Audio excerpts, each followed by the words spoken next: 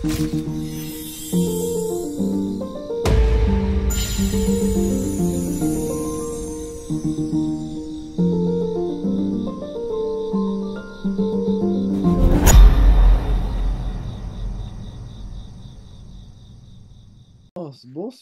večer. Dobrý večer, Kevin. Som naozaj rád, že ťa opäť môžeme privítať. V poslednej dobe si u nás naozaj často tento víkend si viedla skvelý odborný kurz. Ľudia boli nadšení. 2 intenzívne dni o tej slavnej téme, ako je mozog. Ako vidíš, momentálne sme veľmi mozgoví, ale dnes večer sa pozrieme aj na prepojenie medzi naším mozgom a stravou. Vieme, že to nie je jediný spôsob, ako sa o mozog starať, ale je to dôležitá súčasť. Vieme, že si jednou z veľkých odborníčok v tejto oblasti, takže sa môžeme porozprávať o tejto krásnej téme. A ako som ti povedal, občas si dovolím doplniť, ak budem mať pocit, že môžem poslucháčom priniesť ďalšie informácie. Tak povedz. Ty, ktorá máš skvelý mozog už toľké roky, ako to robíš? Aký je tvoj recept? Môj mozog, môžem povedať, že som mala dosť jedinečnú životnú skúsenosť. Do mojich dnes 83 rokoch som žila s mozgom, ktorý fungoval mimoriadne, najmä keď som bola dieťa. Nemusela som si nič opakovať, všetko som si rýchlo zapamätala. Dokonca aj na gymnáziu, keď som bola v maturitnom ročníku z matematiky, stačilo, že som si trigonometrický vzorec prečítala raz. Hneď som ho vedela. Mohla som ho okamžite recitovať. Zatiaľ, čo moja chudera sestra si to musela opakovať 100-krát a aj tak si to nezapamätala. Vidíš, bol tam rozdiel, ale bola to aj otázka povahy. Moja sestra bola veľmi extrovertná, potrebovala veľa priateľov, vždy bola obklopená ľuďmi. Ja som dokázala tráviť hodiny sama, pozorovať prírodu, napríklad sediac na strome. Mala som mimoriadnu schopnosť sústredenia. Okrem toho, je tu jedna veľmi dôležitá vec, ktorú by som ti chcela povedať a ktorú som nespomenula počas seminára. Aby si aj tí, čo tam boli, mohli odniesť niečo nové. Ťa to zaujíma? Samozrejme. Myslím si, že práca s mozgom mi veľmi skoro v živote pomohla uvedomiť si, že sme pravdepodobne už predtým žili. Vieš, keď sa ma otec pýtal, čo si sa dnes naučila v škole, často som mu odpovedala niečo, čo som už vedela. Znie to zvláštne, ale keď máš 7 alebo 8 rokov a povieš niečo také, tak to prekvapí. Napriek tomu som bola veľmi dobrá žiačka. Dokonca som kamarátkam hovorila, že mám pocit, ako by som neustále opakovala ten istý ročník. Tento pocit ma sprevádzal až po maturitu. Až po maturite na univerzite som sa prvýkrát stretla s vecami, ktoré som nikdy predtým nevidela. A vtedy sa mi z toho začala točiť hlava. Povedala som si, možno to všetko nedokážem pochopiť. A práve vtedy som si naozaj uvedomila, čo zažívajú ľudia, ktorí ten pocit opakovania nemajú. Aj keď to pôsobí zvláštne, rozšírilo mi to obzory o fungovaní mozgu. Položila som si otázku, čo je vlastne mozog? Vyrába myšlienky alebo funguje ako televízor s prijímačom, ktorý prijíma a vysiela informácie. A veľmi skoro som si vybrala tú druhú hypotézu. Mozog je prijímač a to ma priviedlo k myšlienke, že existujú 2 spôsoby, ako sa naň pozerať v neurovedách. Sú ľudia, ktorí veria, že myšlienky vznikajú v mozgu, že ich produkuje materiálny obsah. To je mimochodom názor globalistov, ktorí sa na nás pozerajú ako na stroje. Preto chcú dávať ľuďom čipy do hlavy. A potom je tu druhý prístup, ktorý je podľa mňa napokon rozšírenejší. Mozog je krabička, prijímač a vysielač. A keď tento systém dobre funguje, tak je mimoriadne účinný. Keď sa narodíme, máme prostredníctvom tohto vysielača, prijímača, prístup k úplnému poznaniu. A môžem povedať, že keď píšem knihy, mám pocit, že myšlienky prichádzajú do hlavy a ja ich len odovzdávam ďalej. Nikdy nemám pocit, že by som myšlienky vyrábala. Aj keď rozmýšľam alebo uvažujem, v skutočnosti len nechám veci prichádzať. Pozerám sa na rôzne informácie a potom sa vytvoria spojenia s tým, čo už viem. Ale naozaj mám pocit, že som vedená. Uvedomila som si, že čím viac sa nastavím do tohto stavu prijímača, tým presnejšie a jasnejšie sú moje myšlienky. Keď mám napríklad prednášať na konferencii, 10 minút predtým s nikým nerozprávam. Stíšim sa a poprosím, aby mi do úst prišli tie slová, ktoré budú najlepšie pre dané publikum. A za každým tú tému prednášam inak. A vždy sa nájde niekto, kto príde za mnou a povie, tá veta, čo ste povedala, bola presne pre mňa. Hovorí mi to viac ľudí. Aj keď každú prednášku začínam inak, lebo vždy niečo pridám navyše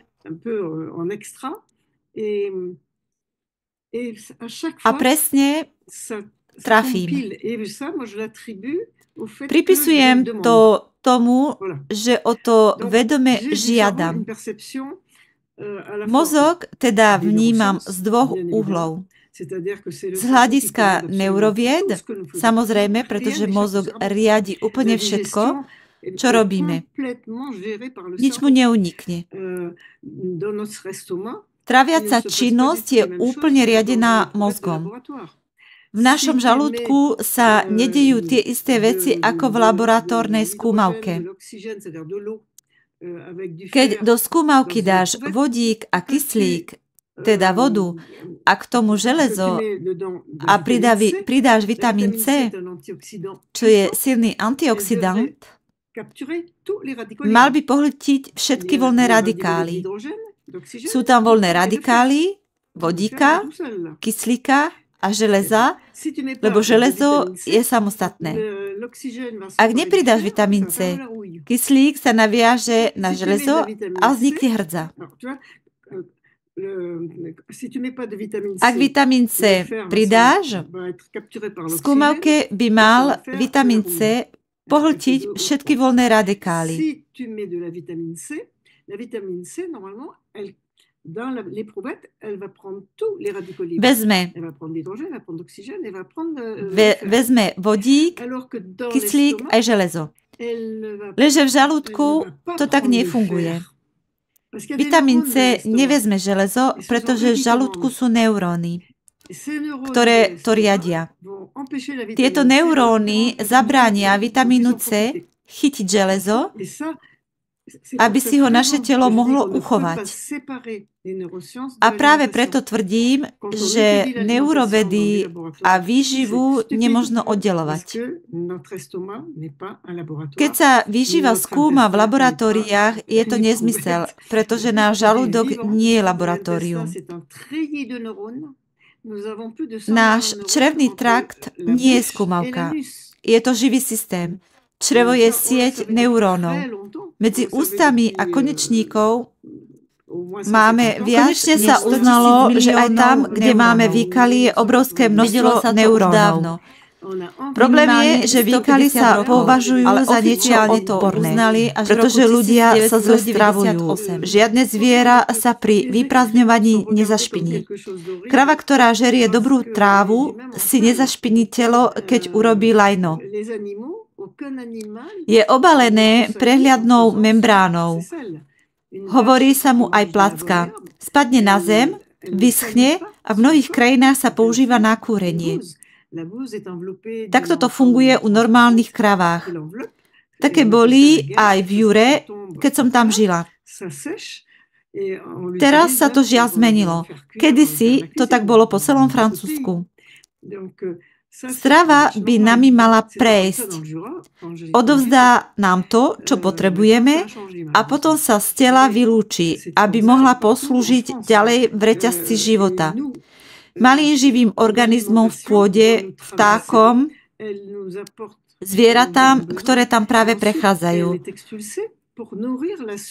Alebo aj v mori, vo vode a tak ďalej. Všetko by malo byť absorbované. Ak sa niečo nevstrebe, znamená to, že to bolo nekvalitné.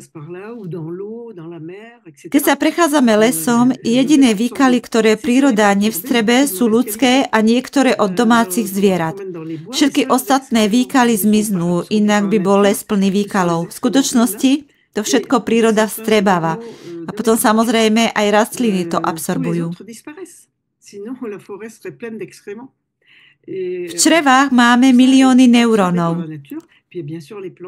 Je to veľmi krásne. Dá sa to dokonca vidieť v črevnej stene, kde tvorí neurónová sieť akúsi mriežku, ako keby boli prepletené, pretože sú všetky medzi sebou spojené.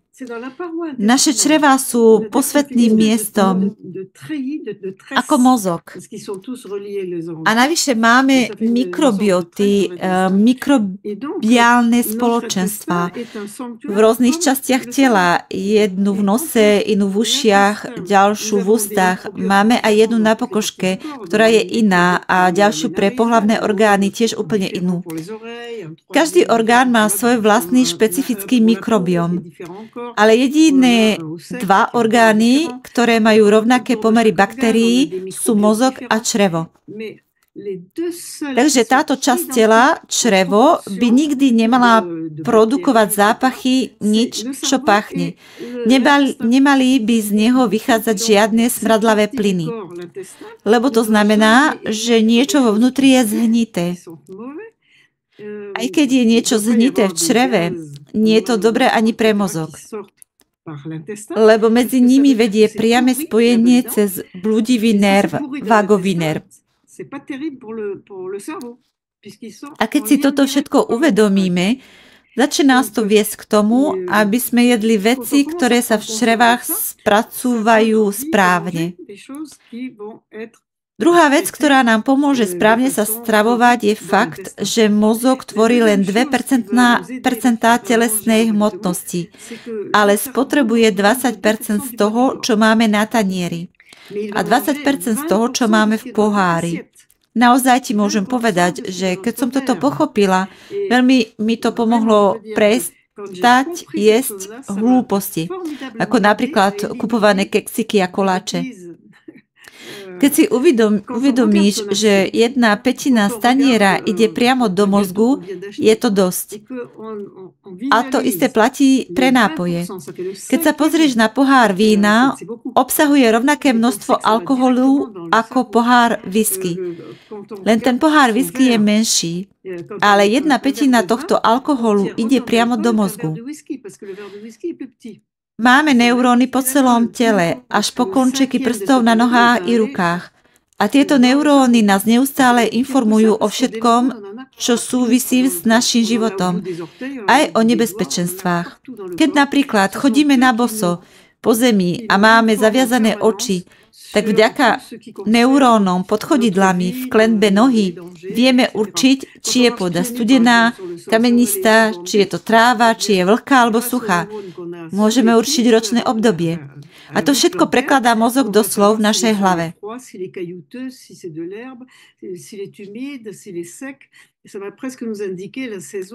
Rovnako reflexy neexistujú tak, ako nám ich vysvetľovali v škole.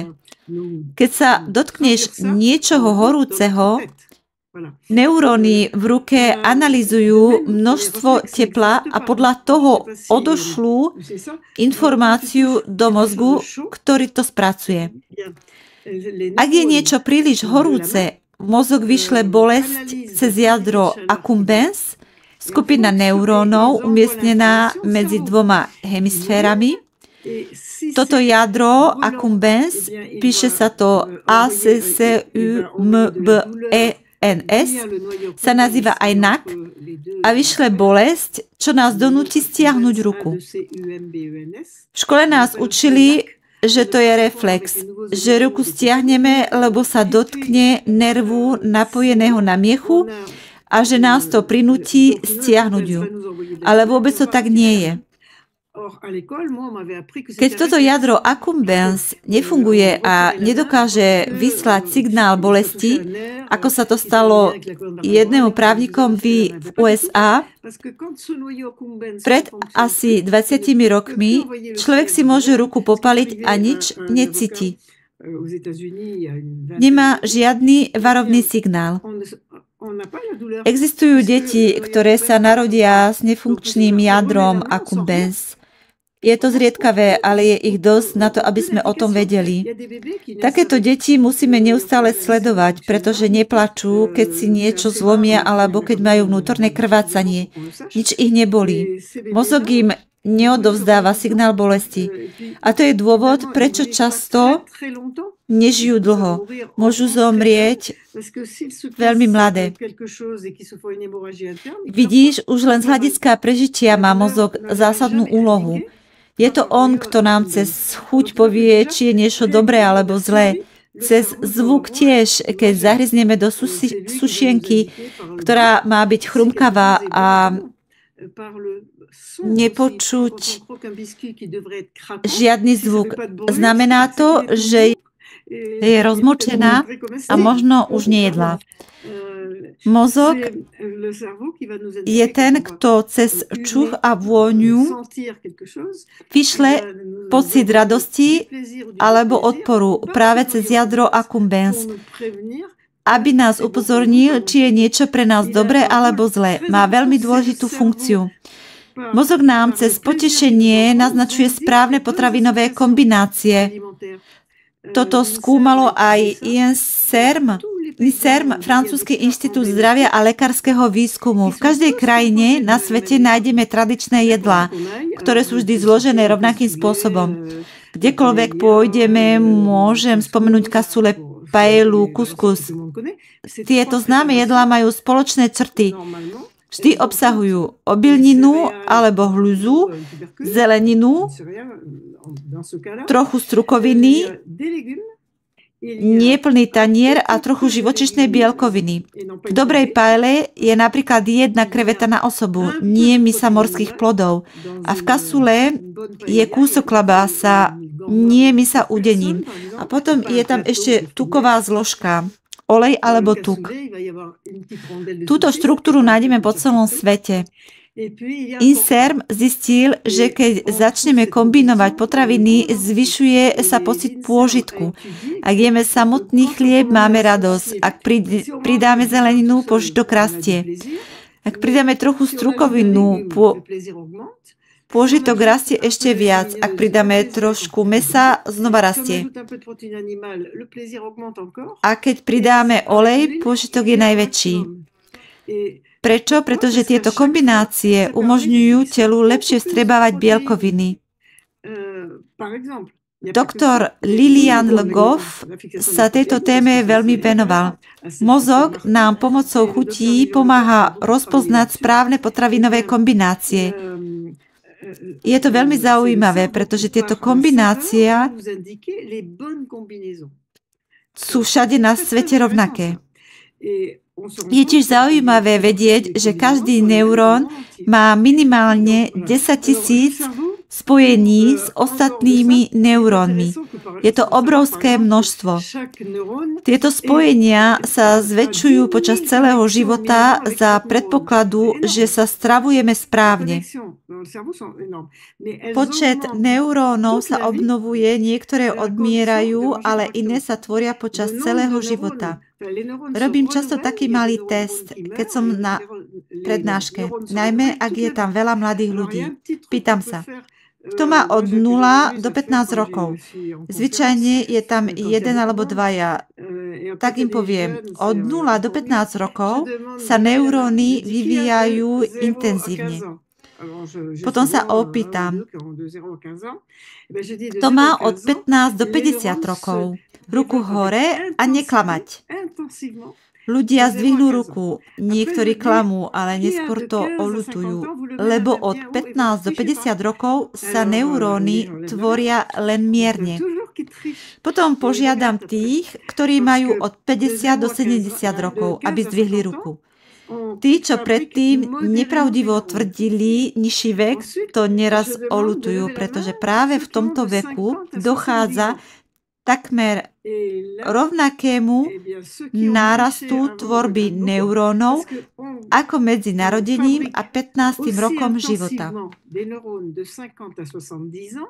Ide o nové obdobie neurogenézy a aj to je dôvod, prečo množstvo významných objavov pochádza práve od ľudí v tomto veku. Prečo je to tak? Ti vysvetlím neskôr.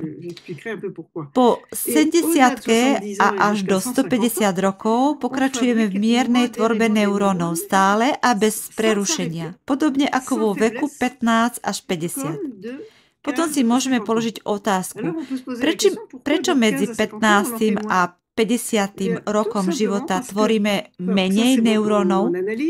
Domnievam sa, a je to môj subjektívny pohľad, hoci podľa mňa logický, že je to preto, že sme v období reprodukcie a uzámnenia.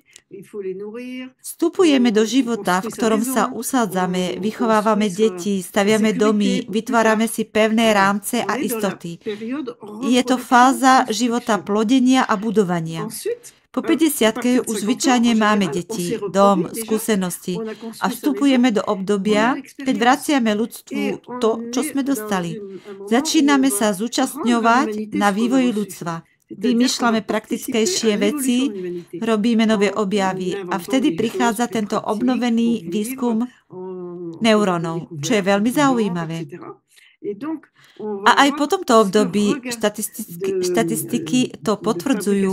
Niektorí ľudia môžu pokračovať vo vysokej produkcii neurónov v závislosti od ich aktivity a životného štýlu. Čo bráni tvorbe neurónov? Alkohol, ktorý neuróny ničí. Ľudia, ktorí hovoria, mne alkohol nevadí, keď si dajú pohár na prázdny žalúdok a nezatočí sa im hlava, znamená to, že už zničili neuróny v žalúdku. Žalúdok so zničenými neurónmi, ak pijeme alkohol každý deň, nedokáže správne riadiť trávenie.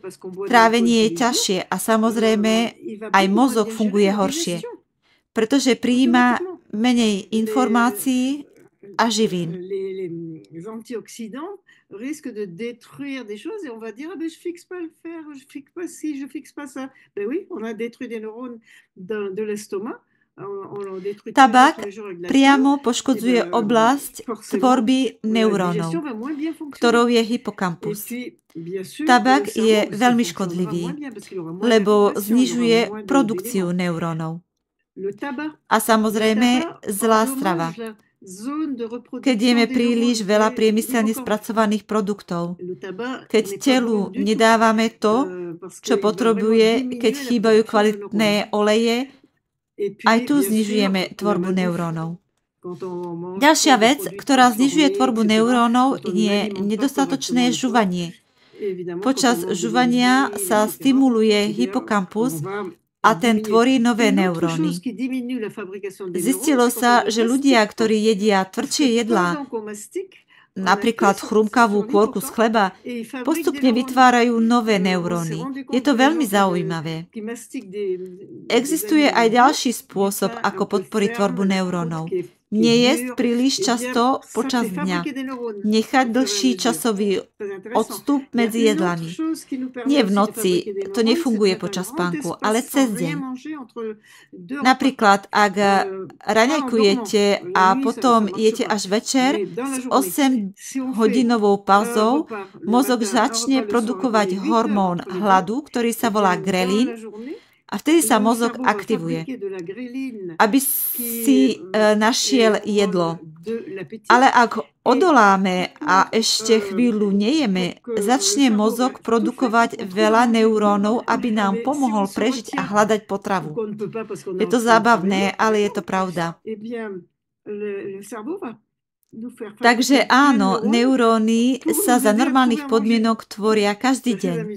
Ale pozor, ak ich nepoužívame, zomrú. Ľudia, ktorí prestanú študovať a učiť sa, napríklad tí, ktorí ukončia školu a vykonávajú jednotvárnu či opakujúcu sa prácu bez nových víziev, často prestávajú aktívne premýšľať a nevyvíjajú žiadne nové mentálne úsilie. Výsledkom je, že začínajú prichádzať o schopnosť vytvárať nové neuróny. Keď žijeme v rutine, používame stále tie isté neuróny, tie, ktoré už vedia, čo robíme. Nové neuróny, ktoré si môžeme vedome vyrábať, sa nevyužívajú a postupne zaniknú. Zvedavý človek, ktorý má chuť sa učiť, skúšať nové veci, a môže to byť čokoľvek, si tieto neuróny zachová a využije. Môže to byť hačkovanie a vymýšľanie nových vzorov, záhradkárčenie a kríženie rastlín, domáce pokusy. Nemusí to byť nič intelektuálne. Môže to byť hra na hudobný nástroj alebo akákoľvek činnosť, ale musí tam byť tvorivosť, nápad, učenie. To je mimoriadne dôležité a čím sme starší, tým je dôležitejšie učiť sa náročné veci. Spomínam japonského kardiológa, o ktorom hovorím v mojej knihe Metóda Franz Guillain z roku 2024. Tento pán sa v 80 rokoch začal učiť cudzie jazyky, aby mohol prednášať v rôznych krajinách. Nie je to ľahké učiť sa jazyky v 80-ke, ale on zistil, že mu to posilnilo pamäť, pozornosť a koncentráciu. Úžasné. Ale netreba ísť až tak ďaleko. Ak sme nikdy nehrali na klavíri, začať v 80 rokoch je vynikajúce, pretože každá ruka hrá rovnaký zápis odlišne. Pravá ruka číta huslový kľúč, ľavá basový. Je to úžasné cvičenie pre mozog. Jedna nota na rovnakom mieste znamená niečo iné pre každú ruku. A práve takéto zložitosti nútia mozog pracovať. To podporuje jeho plasticitu. A je tu ešte jedna revolučná vec pre mozog. Niečo, čo ho regeneruje a pomáha mu zachovať si pružnosť. Zamilovanie sa. Veľa ľudí mi hovorí, veď predsa nemôžeme byť zamilovaní celý život. Ale pravda je, že môžeme a dokonca by sme mali. Aj v dlhodobom vzťahu je láska nevyhnutná. To podstatné je neprestávať naozaj vidieť človeka, ktorý stojí pred nami. Ak prestaneme vnímať jeho vývoj a zmenu, náš pohľad na ňo zostane rovnaký a vzťah začne stagnovať. Je to ako s internetovou stránkou. Keď ju navštíviš len raz, uvidíš iba jej pôvodnú verziu. Ale ak sa tam vrátiš bez toho, aby si stlačil tlačidlo obnoviť, stále vidíš tú starú verziu. Ale keď sa na ňu vraciaš pravidelne, všimneš si, ako sa mení. Aktualizuje sa. Rastie. Takto by sme mali pristupovať aj k partnerovi, s pozornosťou, zvedavosťou a otvorenosťou k novému. Nevieš, čo sa zmenilo a presne tak je to aj vo vzťahu. Ak neobnovujeme náš pohľad na partnera, vidíme ho očami včerajška. A potom sa môže stať, že jedného dňa sa prebudíme vedľa cudzieho človeka. Ten človek sa zmenil, vyrástol inak a nechápeme, čo sa stalo. Jednoducho sme nevenovali pozornosť, nepočúvali, neobnovili náš pohľad. Obeja partneri to musia robiť. Každý sa vyvíja a ak sa nasledujeme, prestávame si rozumieť. Každý človek sa vyvíja a partneri by mali tento vývoj navzájom sledovať. Ak to nerobia, prestávajú si rozumieť a vzdialujú sa od seba. Aj keď hovorím o všeobecných poznatkoch o mozgu, ich význam je obrovský. Ovplyvňujú totiž náš spôsob života, schopnosť milovať, starnúť, premýšľať a hlavne zostať vedomý a naozaj živý. Pamäť sa s pribúdajúcim vekom nestráca. Naopak, mala by sa zvyšovať, pretože počas života sa neustále učíme nové veci, či už chceme alebo nie. Ak sa pamäť zhoršuje, nie je to kvôli samotnému veku, ale kvôli tomu, že telo prestáva správne fungovať. Pamäť sa zhoršuje v dôsledku zlej životosprávy alebo choroby, ale nikdy nie len preto, že človek zostarol. Nie je pravda, že krátkodobá pamäť sa po určitom veku stráca. Tento názor vychádza z chybných štatistických pozorovaní, ktoré platia najmä v krajinách, kde ľudia zle jedia. Často sa stáva, že keď starším ľuďom deti odídu z domu, prestanú dbať na to, čo jedia. Kým boli doma, deti venovali pozornosť vareniu a výberu potravín. No keď zostanú sami, často rezignujú a prestanú sa starať o kvalitu svojej stravy. K tomu sa často pridajú aj nižšie príjmy spôsobené dôchodkom či infláciou. Mnohí starší ľudia sa dlhodobo stravujú veľmi jednotvárne, napríklad jedia len raňajky, zložené z chleba, masla, a kávového mlieka. Každý deň. V takýchto podmienkach je pokles mentálnych schopností nevyhnutný. V domovoch dôchodcov sa navyše potraviny mixujú, takže starší ľudia nemusia žiť pevné kúsky. A pritom žuvanie tvrdších jedál podporuje tvorbu nových neurónov. Keď sa tento proces odstráni, schopnosť mozgu vytvárať nové bunky klesá. Aj preto sa často stáva, že ľudia po roku v dome dôchodcov prichádzajú o pamäť a ich tváre akoby náhle zostarli. Žuvanie tvrdých potravín totiž spôsobí ako prirodzená osteopatia lebky. Pomáha udržiavať tváre a zabraňuje jej ochabnutiu.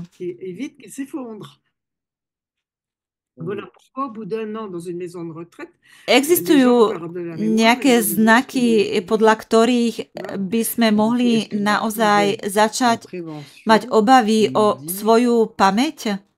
Ou à partir de quel moment je dois m'alerter du fait que je commence à perdre la mémoire? Áno.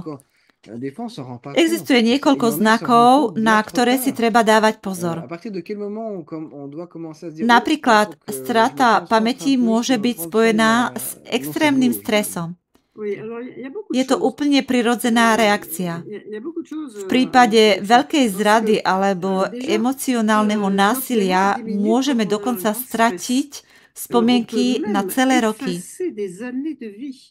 Si on vit depuis 3 ans avec une personne qu'on adore, en qui on a une confiance absolue, etc., et que cette personne vous fait une tromperie... Hovorí sa o fenoméne náhlej amnézie, kedy celé obdobie strávené s nejakou osobou zmizne zo spomienok. Ďalším bežným znakom je ťažko spomenúť si na niečo, čo sme práve prečítali. Ak musíme prečítať jednu vetu niekoľkokrát a stále si ju nevieme zapamätať, nemusí to byť nevyhnutne vážny problém.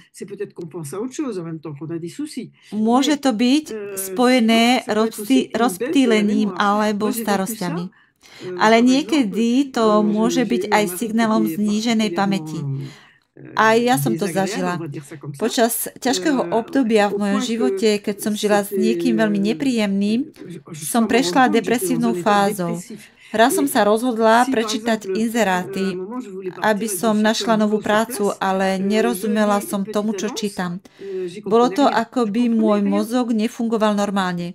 Bolo to veľmi znepokojujúce, pretože zvyčajne moja pamäť a schopnosť porozumieť boli v poriadku. Musela som prečítať vetu niekoľkokrát, aby som jej porozumela, ale nevedela som ju zopakovať.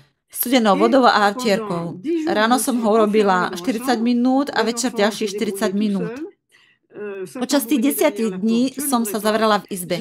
Deti sa o seba postarali. Klopali na dvere, ale ja som neotvorila.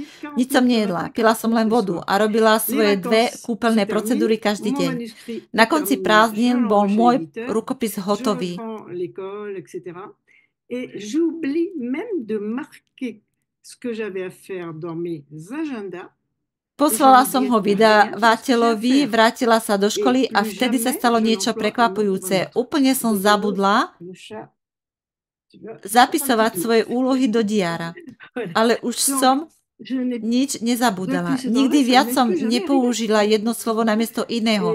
Od toho momentu som nikdy nemala problém s pamäťou. Už nemusím písať svoje stretnutia ani úlohy dňa, všetko zostáva v pamäti bez námahy. Vtedy mi došlo, že som sa možno vyhla niečomu naozaj vážnemu. Až neskôr som sa dozvedela, že v rodine máme starú tetu, ktorá trpela Alzheimerovou chorobou 10 rokov. Jedným z jej prvých príznakov býva aj zámena slov. Presne to, čo som si začala všímať aj u seba. Mala som pocit, že som na Alzheimerovej chorobe len tesne vyhla. A najzaujímavejšie je, že odvtedy mám pamäť ako predtým, ba dokonca lepšiu. Keď čítam knihu, dokážem si zapamätať vetu potom, čo som ju prečítala 2-krát alebo 3-krát. Pamätám si stránku, hrúbku knihy, na ktorej sa nachádza meno autora, vydavateľa, dátum vydania. Už nemám žiadne problémy s pamäťou. Toto je jasný príklad toho, ako sa dá priblížiť k vážnym chorobám, vrátane Alzheimerovej a opäť sa z nich dostať. Dnes poznám 3 ľudí zo svojho okolia, ktorí sa skutočne zotavili z diagnózy Alzheimerovej choroby a opäť získali plne funkčnú pamäť. Pre mňa o tom nie je najmenších pochýb. Nikdy by som o mozgu nehovorila takto otvorene a presvedčene, keby som nevedela, že to funguje. A to pre každého, v každom veku. Neexistuje žiadny vekový limit a práve to je na tom také fascinujúce a nádejné. Par contre, il ne faut pas se laisser happer par ce qui est dit autour. Il faut faire